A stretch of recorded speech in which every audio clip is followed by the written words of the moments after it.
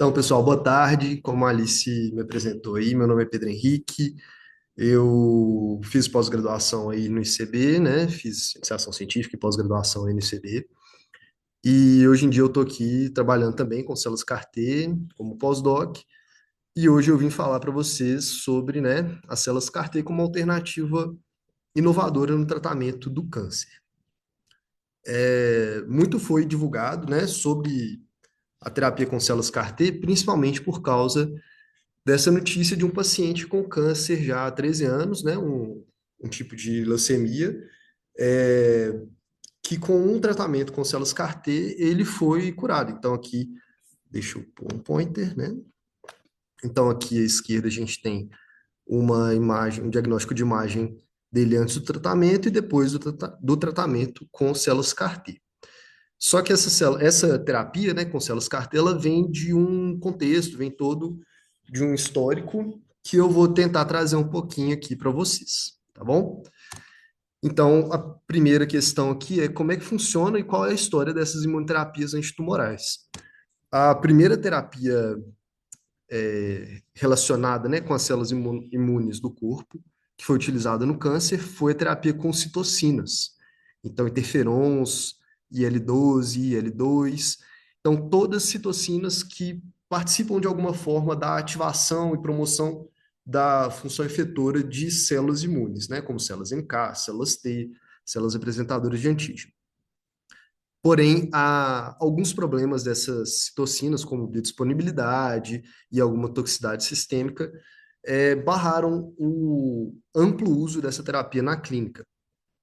E agora, mais recentemente, se não me engano, em 2018, foi premiado com o prêmio Nobel, foram premiados, né, com o prêmio Nobel, os pesquisadores que desenvolveram os inibidores de checkpoint imunológico, que são anticorpos que se ligam aqui a CTLA-4 e a PD-1 e possibilitam, né, o melhor reconhecimento das células tumorais pelas células T, que levam, né, à morte do tumor e, consequentemente, também por bloquearem checkpoints imunológicos, né, moléculas que são expressas ali quando a célula T passa para um estado mais exausto, eles diminuem também a exaustão dessas células. E, por fim, né, aonde entram as células CAR-T, a terapia com células adotivas, que tem, a grosso modo, duas vertentes. A primeira vertente, aqui, que vocês conseguem ver na parte de baixo, é a utilização de células T infiltrantes tumorais, ou TIL. Essas células T podem ser isoladas de uma massa tumoral, né? E o princípio delas é que elas já reconhecem aquelas células tumorais por estarem ali no microambiente. Então, elas poderiam ser expandidas in vitro e reinfusionadas para o paciente. Só que essa célula já tem um estado bem mais exausto, né, do que uma célula naive. Por isso, então, vem as outras duas metodologias, que são coletar as células T e ativar as células T do sangue do paciente, e transduzir elas, ou, né, vou falar aqui o termo engenheirar, essas células ou com receptor CAR, que eu vou explicar um pouquinho mais para frente, ou com receptor de células T específico, ou TCR específico, que eu vou falar um pouquinho brevemente mais para frente também.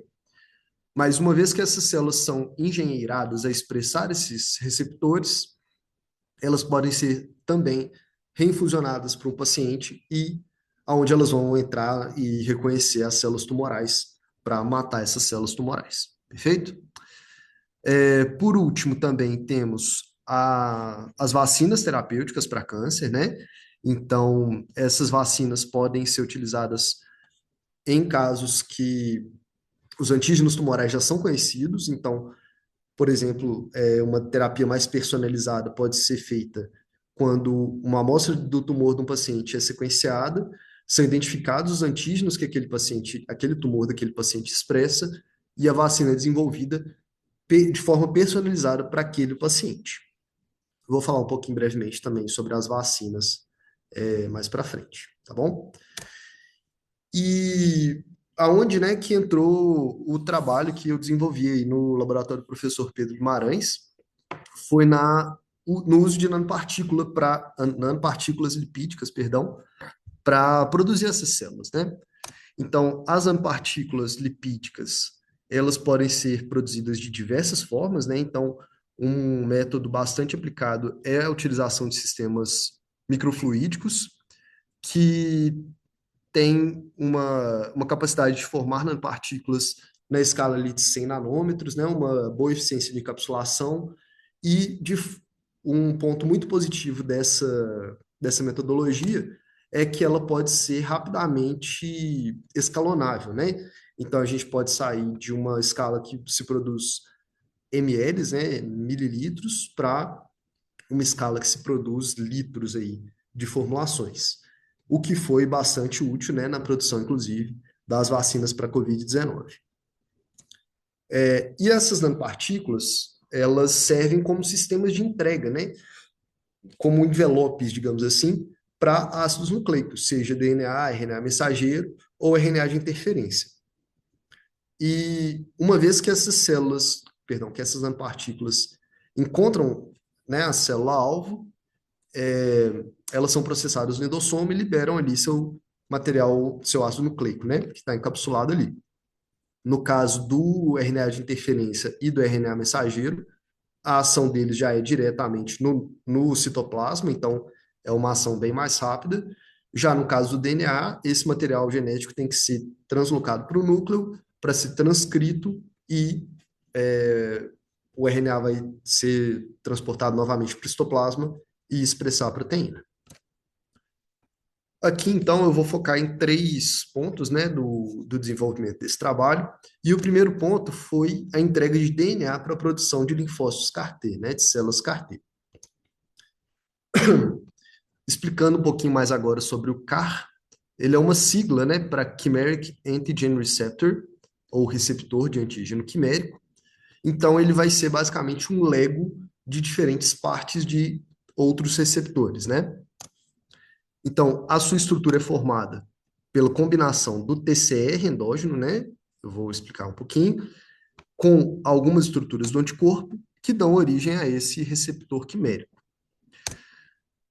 A porção do anticorpo que reconhece os antígenos dá origem ao domínio extracelular, né, que também é chamado de porção variável, que vai ser a parte do receptor que vai ligar na célula-alvo. Então, dá um direcionamento para a célula. Esse domínio transmembranar vai fazer com que esse receptor fique ancorado ao citoplasma, perdão, à membrana da célula, e vai transmitir o sinal que vem do domínio extracelular. E já no interior da célula, nós temos um domínio coestimulatório e um domínio de sinalização, que vão fazer justamente o sinal 1 e o sinal 2 para a célula proliferar e produzir citocina, basicamente. E sobreviver também no microambiente lá do tumor ou de onde quer que seja que ela vai realizar a sua ação. Esses domínios, então, ficaram bastante constantes, né, com a evolução da terapia CAR-T. Atualmente, o mais utilizado na clínica é o CAR de segunda geração, que tem um domínio coestimulatório e um domínio de sinalização, mas hoje em dia também vem sendo estudado bastante o CAR de quarta geração, que além de toda essa parte que está ancorada aqui na membrana da célula, ele também tem associada a ativação dessa célula a produção de alguma citocina, né? Seja uma citocina que vai modular a resposta imune do microambiente ou uma citocina que vai melhorar as funções efetoras e de memória e diminuir a exaustão da célula T. Então, para a gente saber como que a nossa célula CAR-T mata, né, uma célula tumoral, a gente tem aqui um exemplo de uma célula tumoral que expressa peptídeos via complexo com MHC e um antígeno que a gente chama de antígeno associado ao tumor, que é uma proteína que é expressa praticamente exclusivamente pela célula tumoral. O peptídeo no complexo MHC pode ser reconhecido pela célula T endógena via TCR, porém, a célula tumoral tem capacidade de evadir da resposta da célula T, escondendo esse antígeno, né? Então, deixando de expressar esse peptídeo aqui no complexo MHC. Por isso, então, a gente a terapia CAR-T visa, né, reconhecer os antígenos associados ao tumor. Por quê? A resposta do receptor CAR é independente da resposta de MHC. Então, uma vez que a célula CAR-T reconhece que é a célula-alvo via esse antígeno, ela passa a expressar moléculas de ativação, produz citocinas, principalmente granzima e interferon, que vão causar, então, a morte da célula-alvo, né, da célula tumoral. E como que é feito, né, o processo produtivo da célula CAR-T? O sangue periférico de algum paciente ou de algum doador compatível com esse paciente é coletado. Desse sangue são isolados os linfócitos T, que são modificados utilizando um vetor viral, que é o que é aprovado hoje em dia para terapia CAR-T. Essa célula é modificada, né? É expandida in vitro para aumentar em quantidade, né, em número de células e melhorar o perfil de memória e de ativação dessas células, que são posteriormente reinfusionadas para o paciente. Porém, alguns efeitos adversos são associados ao uso desses vetores virais, como imunogenicidade para células, contra as células CAR-T, também o reconhecimento de células saudáveis a longo prazo, causando aí aplasia de células B, e até também o reconhecimento desse alvo, né, que é aprovado para terapia hoje em dia, que é o CD19, em outras células, como as células da vasculatura do cérebro. Então, esses aqui são os produtos aprovados para uso clínico em humanos, né? São todos contra leucemias e tumores hematológicos, então o alvo deles principalmente é CD19, mas também antígeno de células B. E desses, 4 são aprovados para uso no Brasil, né? Porém, é uma terapia extremamente cara. Então, esse artigo vem trazendo um termo até interessante, que é a toxicidade financeira, né, dos estudos clínicos com células CAR-T para tumores hematológicos. E vem dizendo justamente que o custo associado a todo esse processo produtivo, ao cuidado com o paciente que faz uso dessa terapia, é, restringe bastante a aplicação dessa terapia, inclusive, né, em se tratando do Brasil com um sistema público de saúde que teria que arcar com todo esse custo, né? E então, como alternativa para esses vetores virais, né, focando principalmente nos, nos efeitos adversos, temos o uso, né, de DNAs com sistemas não integrativos. Então, sistemas não integrativos são principalmente usados, né, para transformar essas células T por eletroporação, com um RNA mensageiro ou com algum DNA. E é muito importante frisar que esses sistemas integrativos, principalmente com RNA mensageiro, eles induzem uma expressão transiente do meu receptor, né, do CAR. Então, com o tempo, aquele receptor deixa de ser expresso na membrana da célula, e isso pode tanto melhorar o perfil de segurança dessa terapia, quanto também diminuir o tempo que é necessário para produzir essas células, igual eu vou explicar um pouquinho mais para frente. Então, as nanopartículas podem ser incluídas aqui no processo produtivo durante a transformação desses linfócitos, né? Substituindo aí os vetores virais e o que é utilizado como eletroporação, na eletroporação, perdão. As vantagens, então, do uso de nanopartículas são algumas. Então, a persistência do CAR, do receptor na membrana das células, a viabilidade das células e a função dessas células também, uma vez que elas são reintroduzidas no paciente.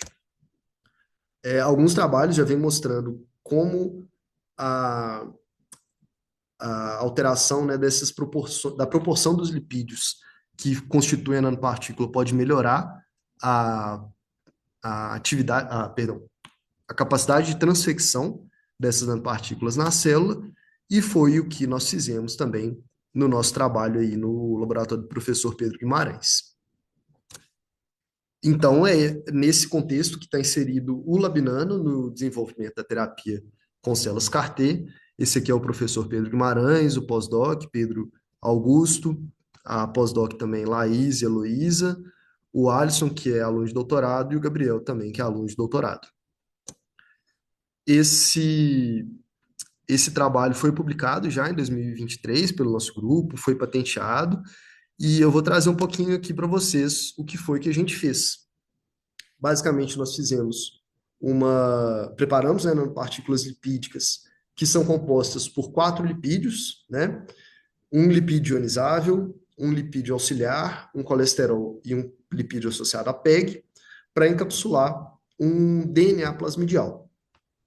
E para fazer essa biblioteca de nanopartículas, nós variamos a razão molar do lipídio auxiliar e do colesterol, até encontrarmos uma formulação que entregava de forma eficiente e sem diminuir a viabilidade das células.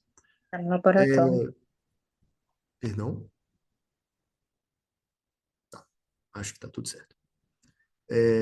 Então, nós identificamos uma nanopartícula que era otimizada para entregar esse DNA para as células T e fizemos aí alguns ensaios é, funcionais com as células T modificadas com essa nanopartícula. Primeiramente, então, nosso teste foi fazer uma mini livraria com essas 6 formulações aqui, que já vinham sendo estudadas no grupo, com esse plasmídio aqui para expressão de uma proteína fluorescente verde. Então, como um controle ali de transecção. Nós vimos aí que o tamanho delas ficava em torno ali de 100, algumas chegando a 120 nanômetros, o que é ideal para o sistema. O índice de polidispersão menor do que 0,2, mostrando que é um sistema homogêneo, e o potencial zeta aí próximo da neutralidade. Encapsulando, então, esse DNA que codifica para uma proteína fluorescente verde, nós identificamos essa nanopartícula, LNP5, como uma promissora, porque ela induziu bastante um alto nível de expressão de GFP, né? E aí, correlacionando com a expressão de GFP com a constituição dessa nanopartícula.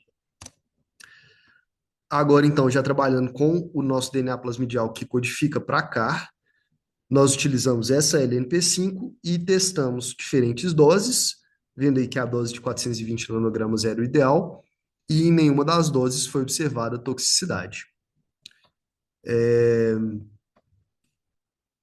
Opa, eu abri alguma coisa aqui, pronto. Então, nós queríamos saber por quanto tempo essa expressão de CAR poderia ser acompanhada, né? Nós vimos aí um pico de expressão 3 dias após a transecção, e depois desses 3 dias, a expressão de CAR diminuía. O que é interessante e faz sentido quando se trabalha com um sistema não integrativo de entrega de DNA. Então, o próximo passo nosso foi fazer uma nova livraria, uma nova biblioteca de nanopartículas, que também teve características físico-químicas semelhantes à nossa biblioteca anterior, mas nós identificamos aqui que, variando a proporção dos nossos lipídios, nós tínhamos uma maior expressão de CAR com essas 4 formulações. Então, nós seguimos para o ensaio funcional com as células transectadas com essas 4 formulações. Perdão, aqui novamente a eficiência de transecção. E para testar, né, a eficácia dessas células que expressavam CAR, nós co-cultivamos as células Jurkat transectadas com células RAG, que são as células RAG que expressam CD19, né, que é o alvo da terapia CAR-T. Nós identificamos, então, nas células Jurkat, depois da cocultura, a expressão de marcadores de ativação, que foram CD69 e PD1. E vimos aí que, nas condições do nosso teste, a formulação aqui, LNP9, teve uma maior indução da expressão desses marcadores de ativação. Então, em resumo, né, as células que foram transfectadas com LNP9, depois de co-cultivadas com as células-alvo, estavam mais ativadas do que as células transfectadas com as demais nanopartículas.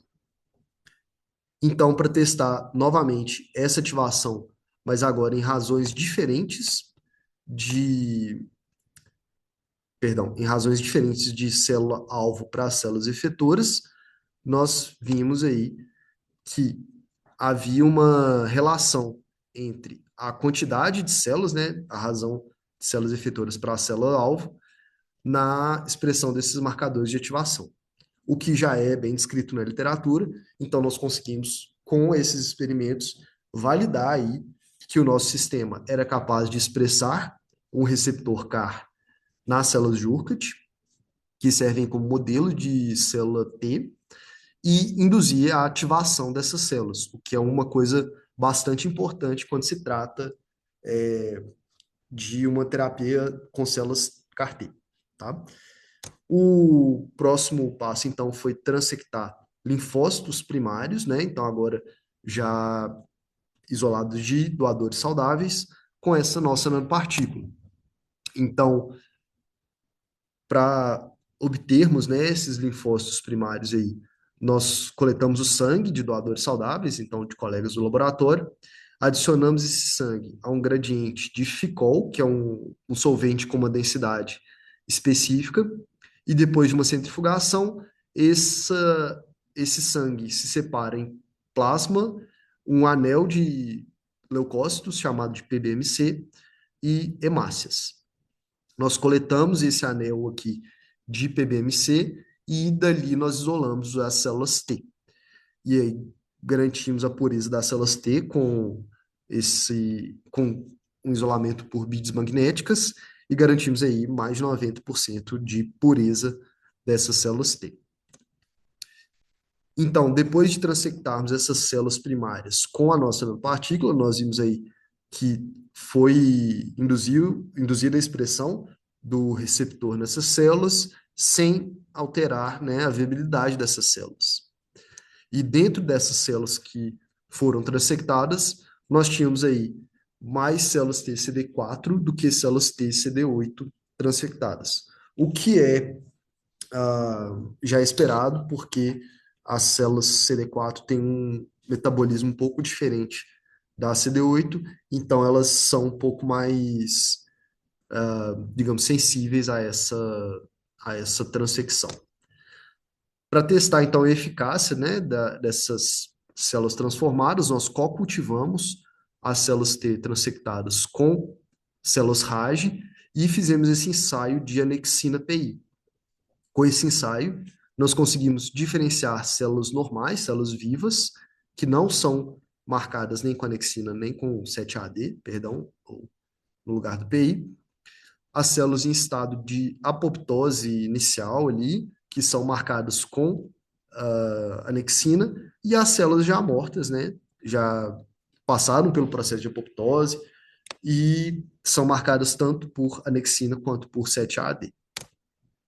Nós vimos aí, então, uma grande porcentagem de células mortas, né, no co-cultivo com as células CAR, né, as células transfectadas com a nossa nanopartícula, demonstrando aí que o nosso sistema era capaz, sim, de produzir essas células CAR-T in vitro, né, com uma eficiência interessante aí in vitro, tá? Nossa conclusão aí, então, é que nós chegamos, a partir da nossa triagem das nanopartículas, nós chegamos em um sistema de uma nanopartícula otimizada para entregar DNA para linfócitos T. E esses linfócitos que foram transectados eram ativados e conseguiam matar de forma específica as células-alvo. Perdão. Uma outra abordagem que nós trabalhamos no laboratório também foi a vacina para câncer, utilizando a entrega direcionada de RNA, agora em vivo. Né? Todos os experimentos com células CAR-T, por enquanto, foram feitos in vitro, e agora a gente está passando para o trabalho com a vacina terapêutica com RNA em vivo. Então, como que essas vacinas para câncer funcionam, né? Existem as vacinas de uso preventivo, como, por exemplo, a vacina do HPV, que sensibilizam, né, que imunizam o corpo, né, o paciente, para antígenos virais, né, que podem ser antígenos, perdão, que podem ser proto-oncogenes.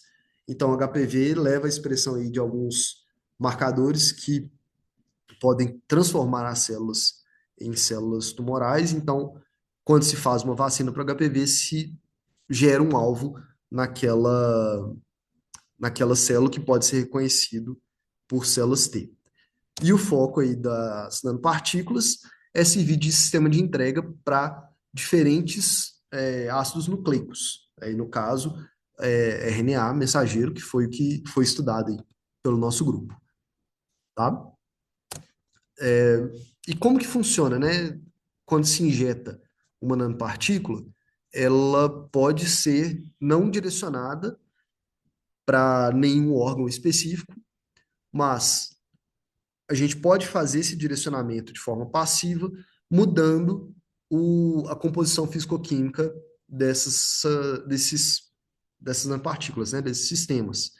Então, quando a gente muda o tipo de lipídio, a composição de cada lipídio na formulação, a gente pode direcionar essas nanopartículas para algum órgão, então para o pulmão, fígado, baço, tumor.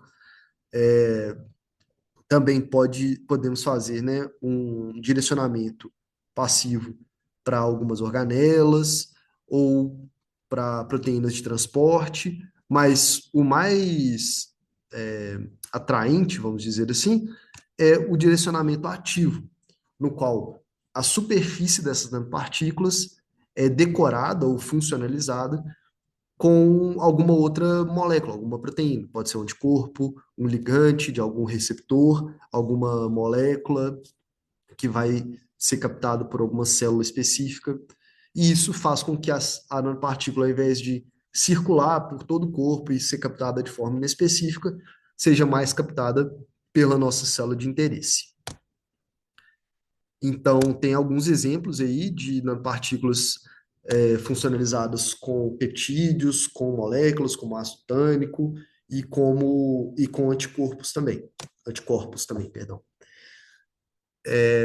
O que foi utilizado aqui pelo nosso grupo foi a funcionalização, né, o direcionamento da nanopartícula com anticorpos. Então, isso pode ser feito de diferentes formas, seja por essa reação de DBCO com azida, e eu vou mostrar aqui o que foi feito no nosso grupo. Então, um anticorpo utilizado aí no nosso estudo, ele tem algumas porções NH2, que são grupos amina, por toda a sua extensão. E quando a gente reage esse anticorpo com o reagente de Trout, nós substituímos alguns grupos amina por grupos SH, que são chamados de grupo tiol. E esses grupos tiol reagem de forma espontânea por uma reação chamada de click chemistry com grupos malemida. E esses grupos malemida entram aí na superfície da nossa nanopartícula associados ao PEG, um dos componentes lipídicos ali da nossa nanopartícula. Essa reação é interessante porque ela acontece em meio aquoso, a temperatura ambiente, então não gera produtos tóxicos ali, como algumas outras reações químicas. Então, uma vez reagido esse anticorpo com a nanopartícula, ele fica ligado de forma covalente à superfície dessa nanopartícula e aí vai ser direcionada para a célula de interesse. No caso do nosso experimento, nós sintetizamos a nanopartícula encapsulando agora um RNA mensageiro para a ova, que é um peptídeo derivado da clara do ovo, né, da galinha, mas ele é utilizado para em alguns modelos de alergia e etc. E nesse caso, ele foi usado no nosso experimento como um modelo de antígeno associado ao tumor. Então, a nossa célula tumoral expressava a ova e a nossa vacina seria para imunizar o animal, né, para a ova. Então, nós fizemos essa nanopartícula, funcionalizamos ela com anticorpo para CD11B, que foca ele, que, né, tem um alvo para as células mieloides, então dentro dessas células mieloides, as células apresentadoras de antígeno, né?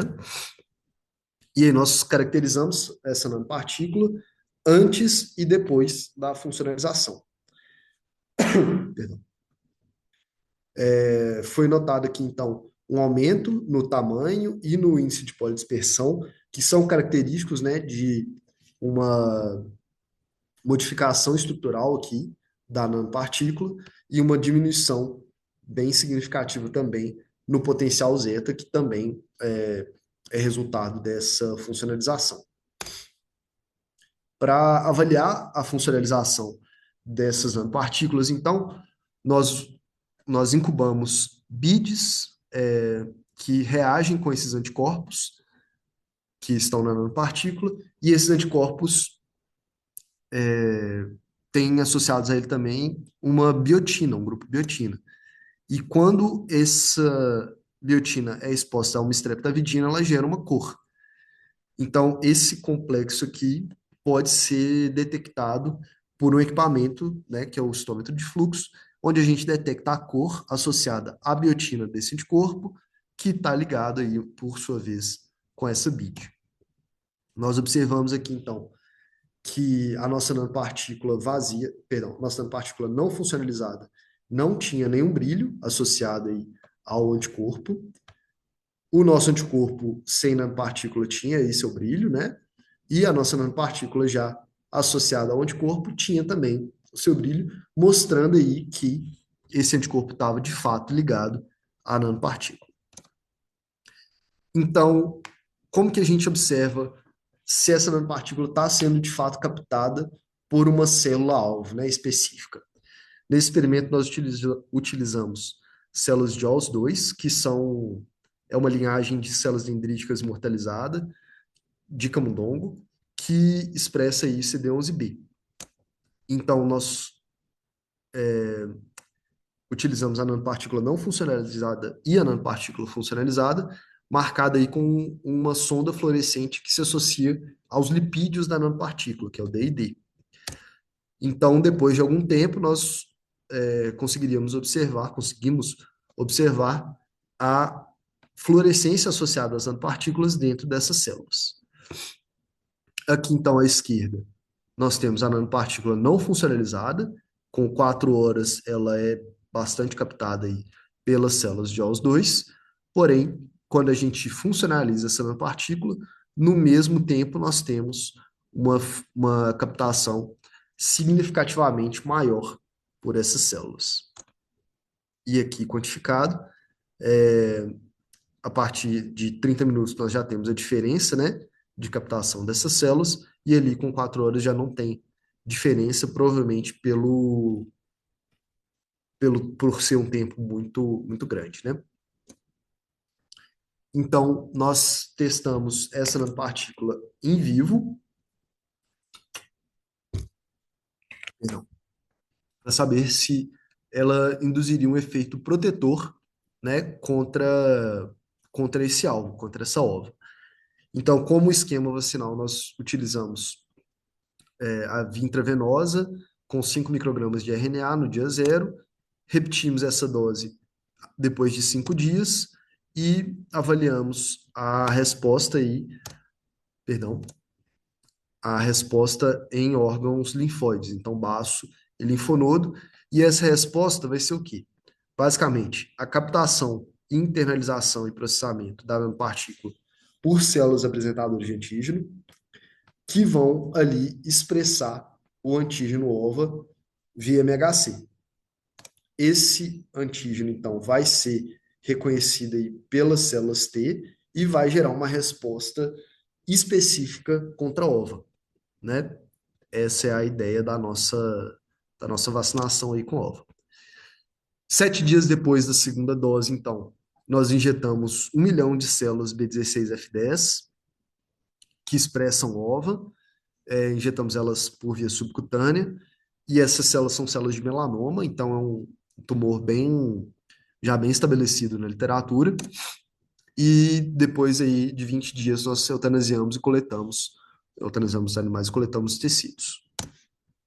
Ao longo do experimento aí nós vimos alguma mortalidade dos animais tratados apenas com PBS e, infelizmente, aí não foi observado uma redução significativa no peso do tumor ao fim do experimento. A resposta celular, né?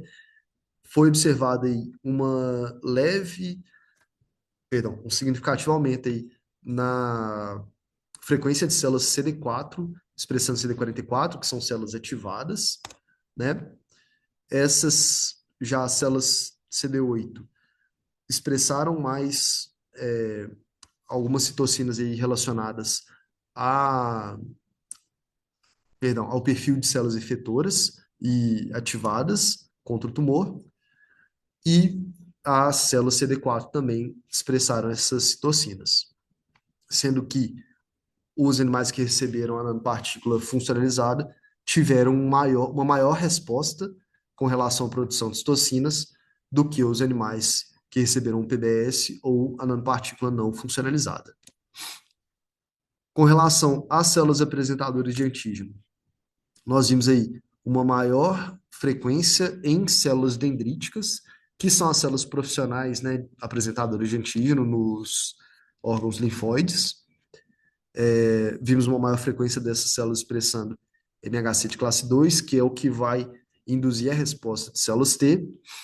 Não vimos diferença em neutrófilo, monócitos e macrófagos, e nem macrófagos aí que podem ser chamados tipo 1 e tipo 2.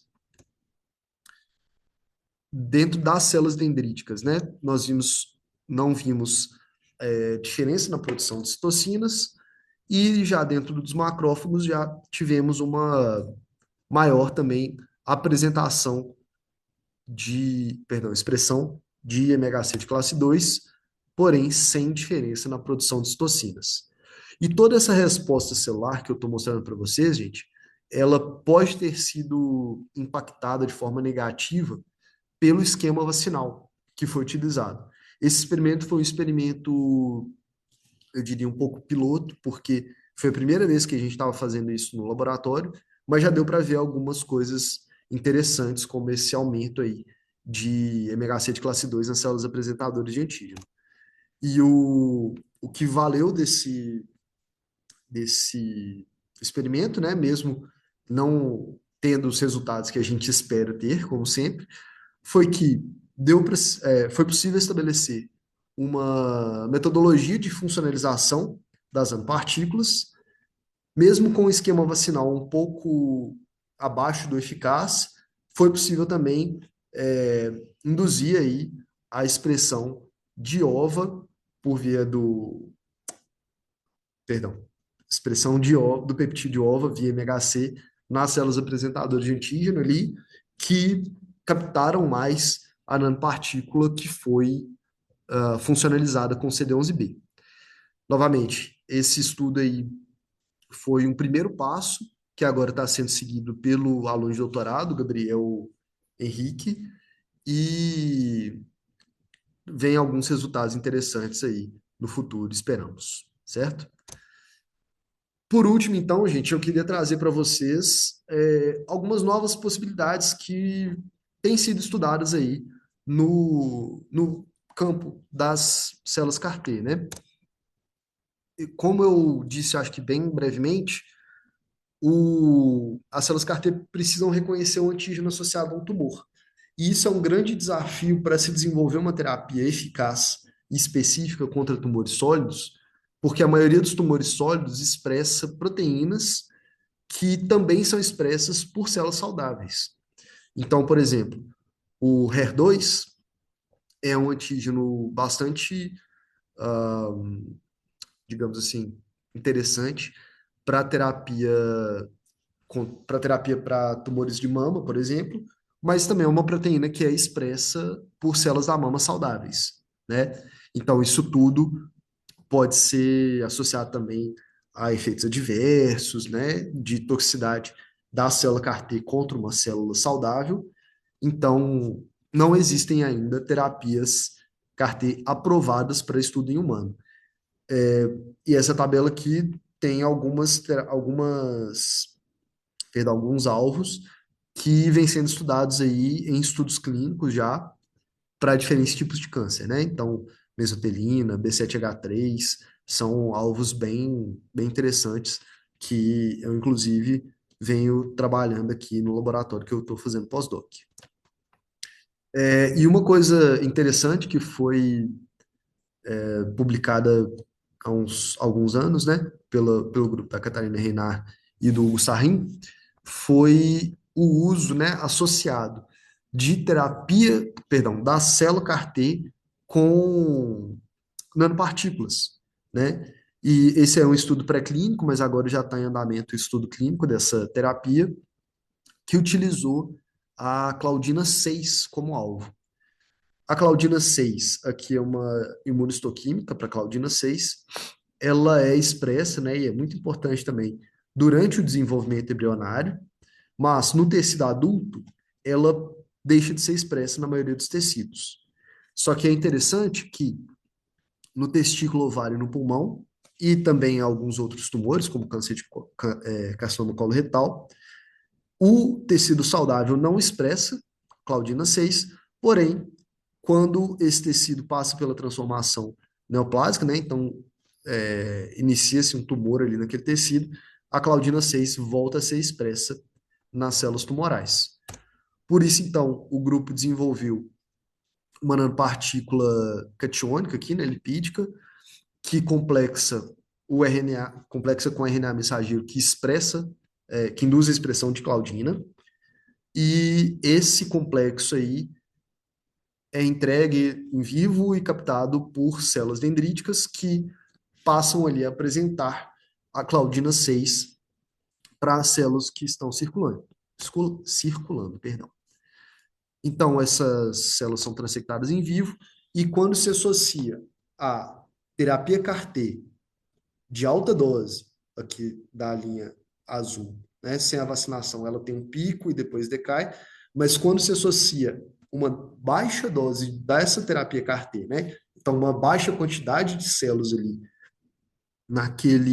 aí no camundongo, né? Quando se associa uma baixa dose dessa terapia com a vacina, se mantém os níveis ótimos ali de células circulantes por um tempo mais longo. Então, essas células vão ter ali uma melhor capacidade de reconhecer a célula tumoral e matar a célula tumoral. Um outro, uma outra abordagem, né, que vem sendo aí estudada é o uso de nanopartículas novamente funcionalizadas, né, com anticorpos. Vou ter que tomar mais água. Funcionalizada aí com anticorpos, que nesse estudo do grupo do professor Michael Mitchell, foi utilizado de uma forma bastante inteligente, que foi para mimetizar uma célula apresentadora de antígeno e fazer com que a nanopartícula pudesse, ao mesmo tempo que entregava um RNA mensageiro, ativar também a célula T. Então, no corpo, né, essa célula apresentadora de antígeno que induziria a ativação da célula T, e in vitro isso também é feito de uma forma específica com algumas beads, e o que eles mostraram aí foi que perdão, funcionalizando a superfície dessas nanopartículas com dois anticorpos, né, aqui o anti-CD3 e anti-CD28, eles conseguiam ativar e transectar a célula em um passo só e em metade do tempo, perdão, que é utilizado aí para outras tecnologias, mesmo com nanopartículas normais. E aí, numa comparação aí, em paralelo, das nanopartículas, perdão, das células CAR-T produzidas com essas nanopartículas versus as células CAR-T produzidas com vetores virais, eles obtiveram aí uma resposta significativamente melhor em modelos pré-clínicos, né? E agora uma metodologia já com potencial mais de translação clínica, né? Esse estudo, que foi subsidiado por uma empresa chamada Capstan, focou na entrega também com nanopartícula de um DNA, mas agora num sistema já integrativo, né? Com uma entrega específica para as células T com essas nanopartículas. Eles fizeram, então, essa nanopartícula aqui, que tem na superfície dela anticorpos para CD3 e CD7, o que vai fazer com que as células T captem mais aquela nanopartícula do que outras células e vai também promover uma ativação daquela célula em vivo, né? Igual eu descrevi aí no slide anterior. E nessa nanopartícula, eles encapsulam dois ácidos nucleicos. Um RNA mensageiro para uma transposase, que é uma enzima, que vai que vai integrar o DNA que codifica para CAR no genoma da célula. Então, aqui eles têm uma expressão constitutiva do CAR, né, que é alta no início, mas depois decai e estabiliza. E isso é necessário, isso é suficiente para induzir tanto a morte de células-alvo in vitro, quanto para controlar bastante, de forma bem significativa, o tumor em animais. E agora, né, como curiosidade aí, esse estudo já está sendo feito em primatas como o último passo aí para a translação clínica. Então, esperamos aí que o campo da terapia CAR-T com nanopartículas, gerando aí células CAR-T em vivo, tenha grandes avanços daqui para frente. Eu vou terminar por aqui, gente. Eu queria agradecer a todo mundo que participou, a todos os colaboradores, passados, presentes e futuros, do grupo aí do Laboratório de Biofísica de Sistemas Nanoestruturados, que é coordenado aí pelo professor Fresar, pelo professor Pedro e pela professora Lucila. Agradecer a Ellen e a todo mundo do Laboratório de Perdão, a Ellen Lima Del Puerto, que é professora da patologia, e ao laboratório do comportamento celular, também lá da patologia, aos nossos colaboradores da Faculdade de Farmácia e a todas as agências de fomento. Eu espero que tenha dado para passar um pouquinho para vocês de como funcionam as células CAR-T, o que, que a gente vem fazendo, e eu estou aberto a perguntas aí para quem tiver, ok? Obrigado.